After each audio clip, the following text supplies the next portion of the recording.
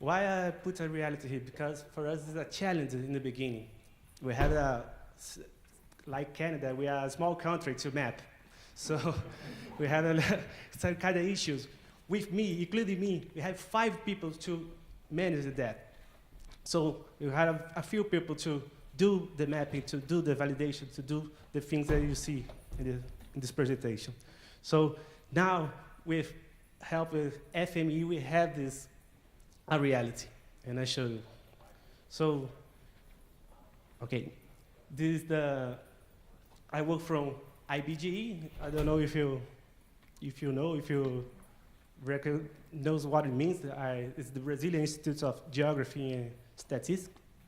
So we have a mission to portray Brazil by providing the information required to the understanding of its reality and do the exercise of citizenship. We have 2 lines of producing information. One is geography that I work for, and we produce atlas, mappings, vegetation maps, or more stuffs, and statistics. And I put it in Portuguese, why you put the E. So the complete IBG. And the statistics, we have the research, we have the census of country. Okay. I work for the Directorate of Geoscience, which is divided by 5 coordination, and I work for the cartography coordination in a specific project called BC 250. I'm talking in this presentation about one part. We are really, really big. So this is one scale of the systematic mapping that we work for. And as you may see here, we have this scale is already exists, but we have a problem, another problem that is the old mapping. It's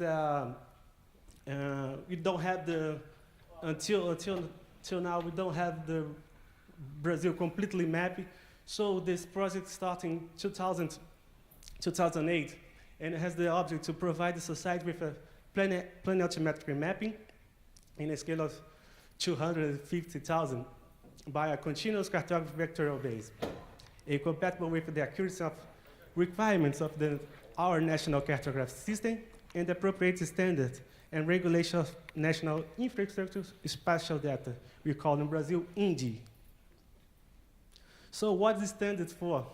This is a new standard to enable better data sharing, interoperability, and rational user research for producers and users of that information. What means EDGV? It means Geospatial Vectorial Data Structure. So in Brazil now, all the public institutions have to be in this standard. We have 13 categories, and I don't know exactly the number, but I think it's 260 feature class spread in these categories over here. So every map, every vectorial base, it has to be in this standard. So the project begins in 2008, as I said before. And how does it work? You had to update the old mapping that we have. So we decided to use Landsat image to do that, because this sensor had recovered all the Brazil, and it was the priceless, that's free on the internet. We auto-identify with digital elevation SRTN and use the ground control points. So we go into the field and take some point to auto-identify this image. This image was referenced in CIRGAS 2000 and geodetic coordinates. And the digital elevation model will be used to extract the altimetric information. And we use it also other inputs here with another institutes from Brazil that help us to update and improve our base. So this is a slide that told a little bit of the history of the project. We have here the stage of the development. So we started in 2008 and finished to the mapping in 2010. And why, you may wonder, why this color, why this, so many colors, so different division in here? As I told you before, we have 5 coordination in geoscience, and we work together with natural research. So this division here is same as a little bit similar our biomes. We have here a division near to our biomes. So the natural research needs our base to produce the map, and they started the project with the map for vegetation, geology. So they started with these areas. So that's why the division is like that. And this different color here represents different contracts that we have during this process. We have 2008, 2009, any color, each color over here there represents a different contract. Mapping companies do this job. What's our responsibility? To validate this job. As I told you before, we have only 5 people doing this. Okay, so when you finish the process of collecting the whole information, we have these 11 parts here separate, split off. What are you gonna do? How we can put this together? And now came a solution with FME. So the solution for integration happened with a partnership with Innovation that developed this workflow for us. And now we don't have this in the beginning, the license. So I think it's 2012 that we you provide the license for us. And yeah. So in 2012 that we started to use FME in this project. So the objective is 11 split parts to one part of the country. So that's a timeline that resumes that I said to you. It's 2007, it starts the new standard, the EDGV. In 2008, you have the project began with West from Amazon. As I told you, there's a natural research request, so that's why we began for this part. In 2009, we hired up mapping companies for 4 new parts. In 2010, I entered into IBGE. IBGE is a public institution, so you have to make tests to get in. So I did it. I started to work in that. So I pick up the project. It's already begun. It's already done some parts. We started to prepare an inspection manual for doing this validation, evaluate of these hiring companies. We started a training field teams. We have people to get in the field to collect information, to get some more information to update the base. 2011, we had a hire of 3 maps company for a new part, delivery of 4 parts of 2009, and start campaigns with field team.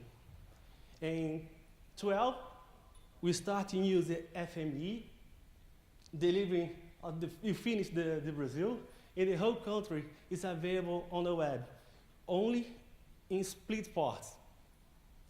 In 2013, we started integration with FME. The first version we released for this project, we'll call BC 250. So now, what we're going to do? You started a permanent program update.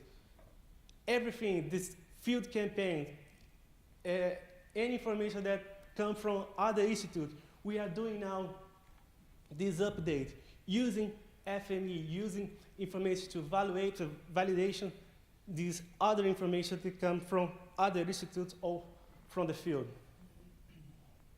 So I can divide the using FME in two parts.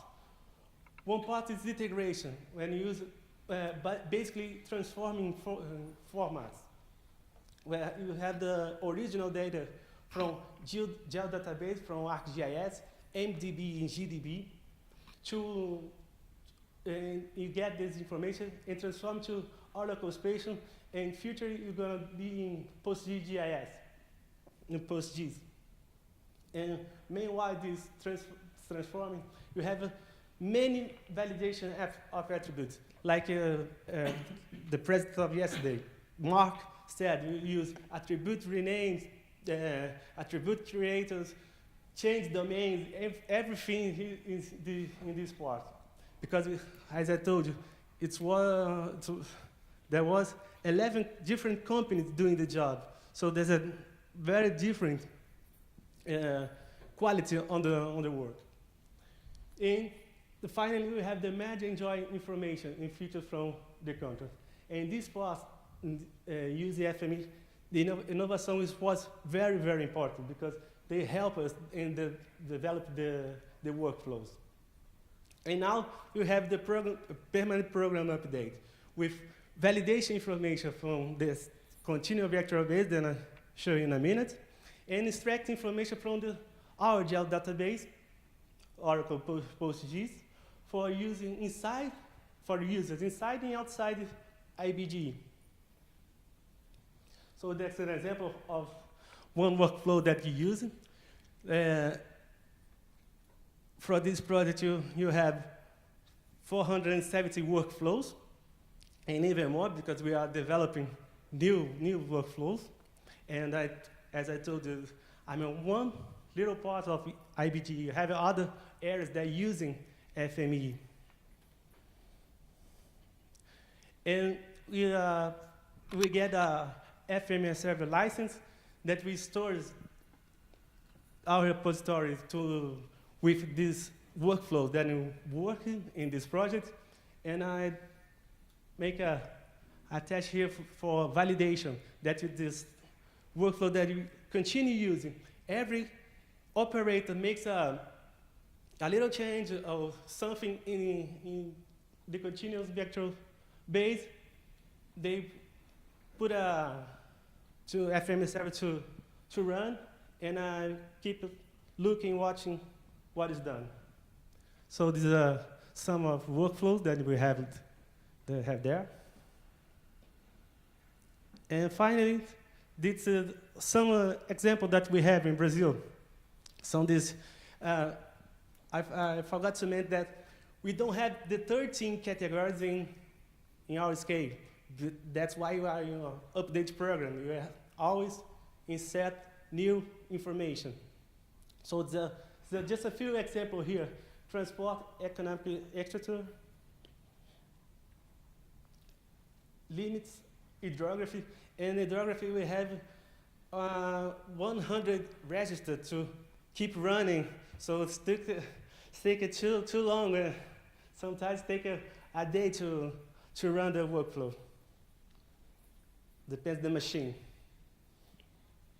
You see localities with the cities, small towns, everything. In energy communication, so as you may see, you are producing the map. It's not really done. So as I told you, there's a public institution, public company. So our data is free to the people, for everyone who gets used. We have an English version of a website. You can download our data from there. It's like ibg.gov.br in English, and you saw over here Portuguese and Spanish. So you click on tabs, download, and geoscience, and you go for there, download. Unfortunately, this part is not translated to English, so you can look for systematic map, mapeamento sistemático, and our product is here. Vectoral base, continuous vectoral base, or base vetorial contínuo. And there you can find a MDB ArcGIS and a PostGIS dump to download. So what we have in this project, a database from IBG of ground control points. We have nearly 2,146 points, 451 auto-identified scenes using the project. You can also download these scenes over there. We have 46 auto-identified mosaics in a 1 million scale. It's not in our website yet, but will be in the future. The digital elevation model we can find on the internet, the SRTM. Elaboration of database of toponyms of the whole national territory. So the rivers, city, and roads have a bank, a specific geodatabase. And so, as I showed you, continue vectorial base, structuring according to the geospatial data vectorial structure, EDGV. And we have the workflows for geometry and topology and validation. And we get the knowledge, we get, as Paul said yesterday, we start learning using FME, learning using other tools to getting better. I know that it's not done, it's not finished yet, but we're getting better in this production app. And my final comment is that the BC 250 project arose with the purpose to categorizing, integration, and harmonizing the geospatial data existing in the Brazilian governmental institution, according to the idea of INDI. This is the website from INDI. And we have a necessity of partners to maintenance complementary information. We'll still do field works and for collection of geographic names, classification features. And we are developing with FME web service for the access to the INDI website. And we'll publish a version in 2013. A new version will be released every 2 years. Every 2 years we have a new update, a new vectorial base available on the web. Thank you. Any questions?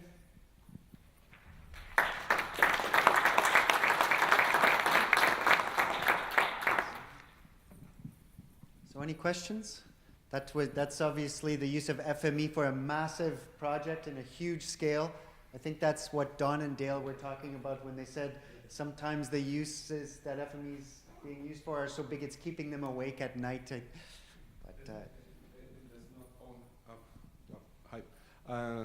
Besides that, this is not only the point. The point is that it's reusable. One term used yesterday as well, and that we strongly believe IBGE has a lot of work to do in validations. In this case, in this project, it was 5 companies collecting data and delivering the products. They don't have people enough to check all this data. So the first thing was to use FME to do the validation of geometry, attributes, and topological rules. And after that, you have to integrate internally each of these 5 groups of data. And after that, integrate the 5 groups. So they have like a river crossing 2 or 3 of these groups as only one line. It was a challenge. And the benefits, it was during the development of the workspaces, we put a lot of tags where they can use to check the bad data. I mean, after to validate, we found a lot of problems in the data, and they can just search on the database and correct and do it every time with a lot of people distributed in the whole country. So there's 26 offices of IBGE around the country doing this correction effort. And another thing is that the same workspaces, developed to 1,000 to 2,000, 50,000 scale, will be used to the other scales with adaptations, because but they can use much easier, and as the knowledge that acquired with us allow the customer to do this development by themselves. Because, to us, to a country like us, where cost is it's always a challenge, it's a huge benefit. Just, can I? Yeah, please. Yeah. We've got a couple minutes. Like Michael said, it's the little part of IBG. So when I show this, back in some slides.